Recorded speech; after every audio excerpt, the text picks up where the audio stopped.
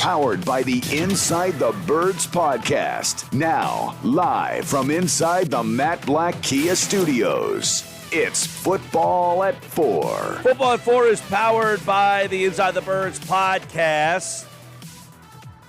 And it's brought to you by PropSwap, America's sports betting marketplace. Sell your sports bet and take your profit. Find out how at PropSwap.com. Download the PropSwap app today. Andrew Dicecco's here. Our continuing look at the divisions today. We go to the AFC South, which is very interesting, of course, with Carson Wentz residing there. We don't know what's going to happen with the Houston quarterback situation. Trevor Lawrence in Jacksonville, and maybe the best of them all resides in Tennessee. So let's take a look at this interesting division now as Andrew Dicecco's back as we take a look at the AFC South today for today's edition of Football at 4. What's going on, Andrew, man? How you been? Hey, Mike, I'm doing well. Thanks for asking. How about you? Yeah, man. Happy 4th, and hopefully you had a great weekend and we're able to kind of recharge the batteries. And, hey, here we go. Football season is here. We've been taking a look at these divisions. This AFC South, kind of intriguing now, obviously, with a new quarterback in Indianapolis. You've got the Tennessee Titans who have really bulked up, Jacksonville with the first pick in the draft, and then there's Houston. So let's start with them because, quite frankly, we don't know a whole heck of a lot about what they're going to look like because if Deshaun Watson is not there, this team could be in the running for worst team in football. Yeah, and they have a first-year head coach in David Culley. He was the Eagles wide receiver coach many years ago under Andy Reid. He sort of presided over the receivers that included Todd Pinkston, James Thrash, and Freddie Mitchell. But nonetheless, he has a work cut out for him, David Culley, and he does have an experienced defensive coordinator in Lovie Smith. But I mean, like you said, there's a lot of uncertainty surrounding the quarterback position. But they do have some fast weapons in Brandon Cooks, and they have Andre Roberts, who's a good punt returner, and Randall Cobb. Larry Tunsil's there at left tackle. They have some pieces there. Titus Howard, of course, at right tackle. So they have some young pieces there on the offensive line, but I mean, when you look at the Deshaun Watson situation, you just don't know how that's going to play out. And the thing with that is they don't have a formidable option behind him. Tyrod Taylor is a guy that's played all right in Spurs, but he's not consistent enough to really carry an elevated offense, especially when you're looking at some of the heavyweights in that division, such as the Indianapolis Colts and the Tennessee Titans. So we'll see what happens there, but it doesn't look too promising on the surface. Yeah, David Johnson, who obviously was a great player a couple of years ago, has really fallen off in recent years. Brandon Cooks, Randall Cobb. Seems like they have some decent weapons at that spot. You mentioned the offensive line. So if Watson plays, if he is able to play and he's out there, what kind of offense do we see this Texans team having? Well, I think it'll be a middling offense. And the reason why I say that is there's no as good as upgraded as the pieces are around Deshaun Watson, they don't have that top flight receiver. They have a lot of smaller, quicker, shiftier receivers, but they don't have that bona fide big go up and get it type of wide out there. Nico Collins is somebody who they drafted out of Michigan in the 3rd round, but he's still going to take a little bit of time to get acclimated to the NFL level. He may end up ultimately being that guy, but they don't really have that. Week one, I would say. But like you said, the running game is going to be really interesting because you have David Johnson there, Mark Ingram's there as well.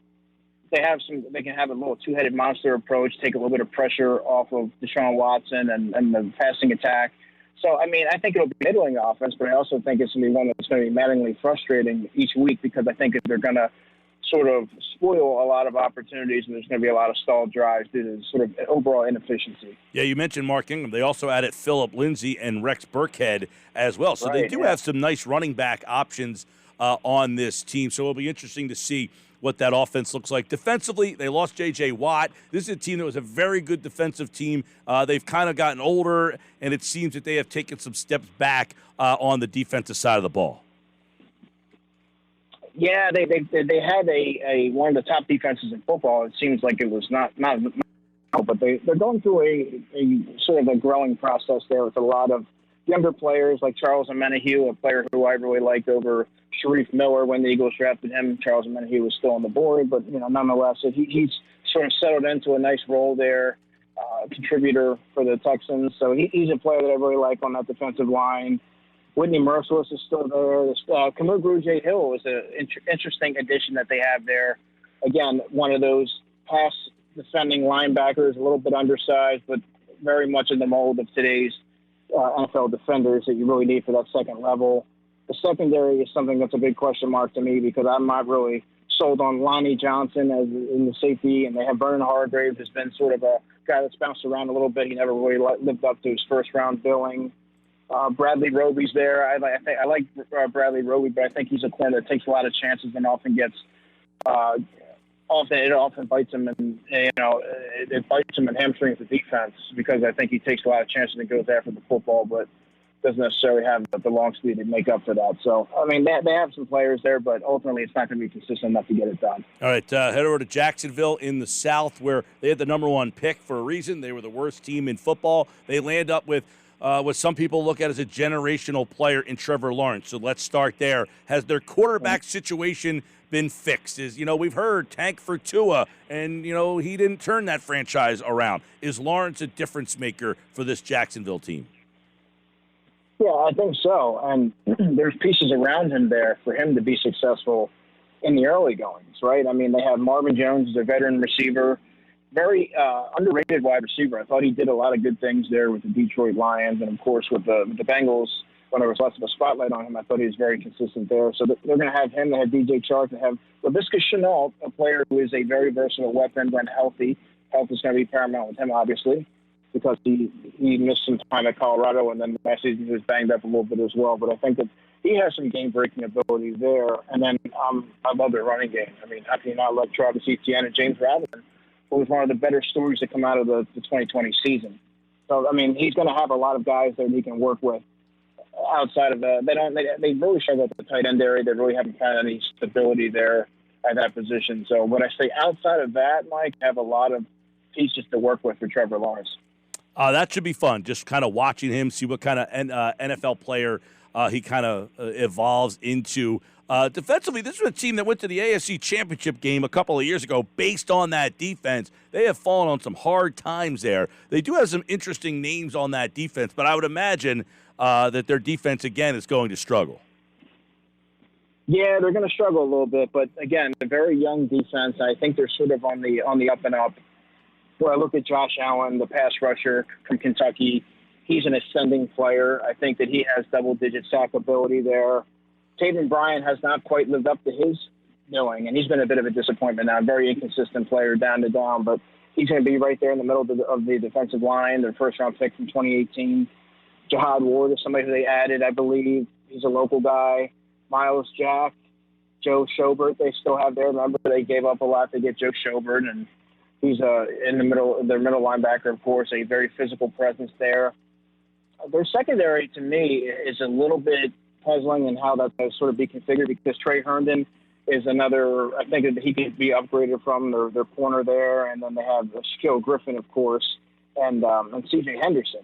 So they have a few corners there. I think C.J. Henderson is going to really elevate his game this season. But as far as his supporting cast, I think Rudy Ford, when they signed him, I think he's on top of their depth chart, I believe. Now, they did drop Andre Sisco, the safety from Syracuse, in the third round, and they added Tyson Campbell, the corner. Remember, he played with Eric Stokes at Georgia, so they added him in the second round as well. So they do have some young players that are worth developing there, and that could very well factor into the starting rotation. But as of right now, I think C.J. Henderson is the only thing that they have to bank on right now. All right, let's go over to Tennessee. A lot of people are excited about this team, the Titans, Ryan Tannehill, the quarterback, Derrick Henry. You wonder when Henry is going to have that DeMarco Murray type of moment where he goes from just cranking out yards to just kind of falling off. Do you feel like that is coming soon for Henry, or does he still have big-time yardage years still in the tank? Yeah, I don't see it happening this year. I don't think that regression is going to sort of transpire this season. I think if you're a fantasy football fan, you can make an argument that he should be the top one or two selections there. He's up there with Christian McCaffrey. I think just based on volume alone and his red zone production, he's going to be the sort of engine that drives that steers that offense, I think. And we added Julio Jones, you have A.J. Brown. Josh Reynolds is a very underrated signing as a slot receiver there. He was productive in his time when he saw increased snaps with the Rams. And then we mentioned the running backs that are there, and it's also going to be, can Ryan Tannehill, does he have it in him to be that quarterback that can elevate the offense and take advantage of the skill players that he has at his disposal? All right, defensively, or excuse me, let's stay on the offense here because you mentioned Julio Jones is there now with Derrick Henry, A.J. Brown, another big-time player. This is an offense, Josh Reynolds, too, they added as well. This is an offense that can be a lot more dynamic than the ones they've had the last couple of years. Yeah, and to me, that's always been their problem. They never really had a bona fide top pass catcher that you can force feed targets to that's going to be a go-to guy in critical moments. They never really had that. I think another player on their offense who we haven't mentioned that is poised to emerge this season is their tight end, Anthony Firkser.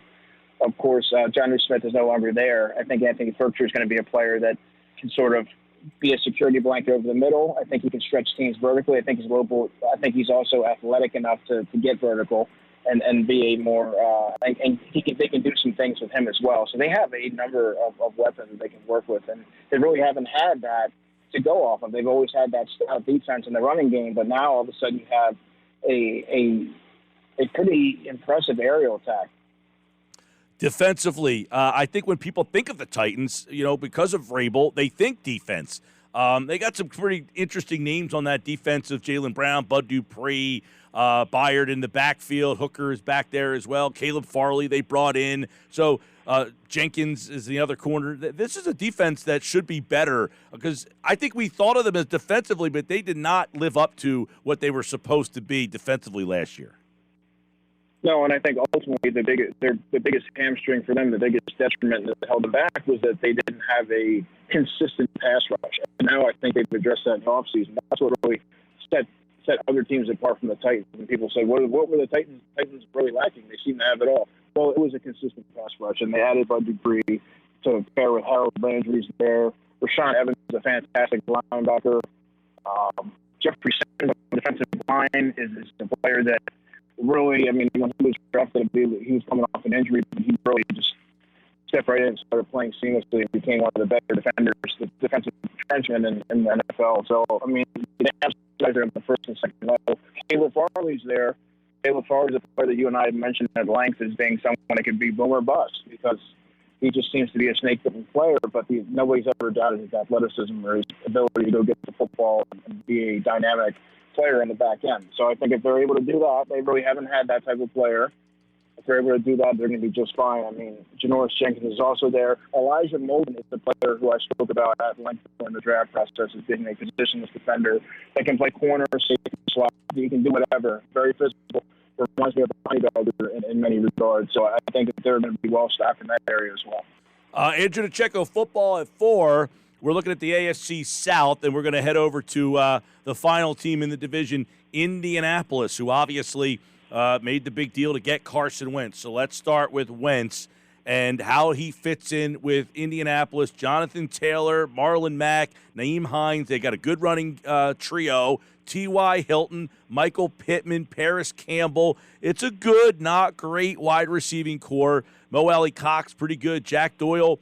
They maybe have the best offensive line in football. So how does Wentz engineer this offense? Well, pairing him with Frank Reich is certainly going to be to his benefit. They're going to be able to customize the offense based on what Carson Wentz likes and what he's struggled at this point in his career.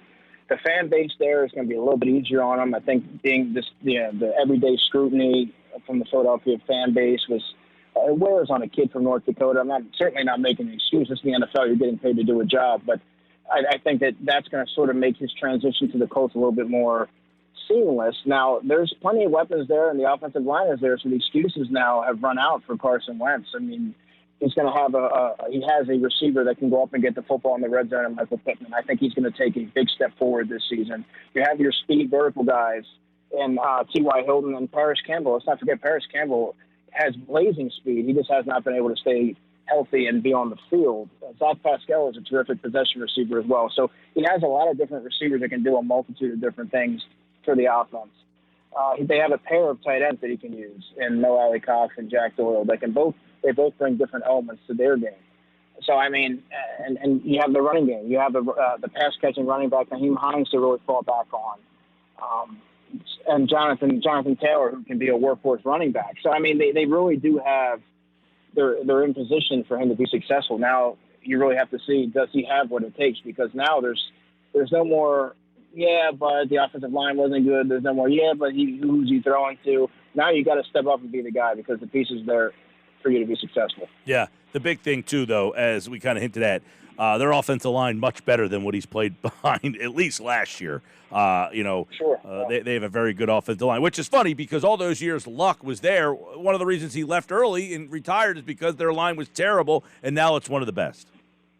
Right. Yeah, and that was the biggest thing that held that team back. I think was their offensive line, and you saw what it did. You mentioned Andrew Luck as a great example. I mean, Deshaun Watson's been victimized by a poor offensive line as well. So, I mean, we talked about Joe Burrow last time. You have to protect your franchise quarterbacks because you don't know how long they're willing to hang in there and take that abuse.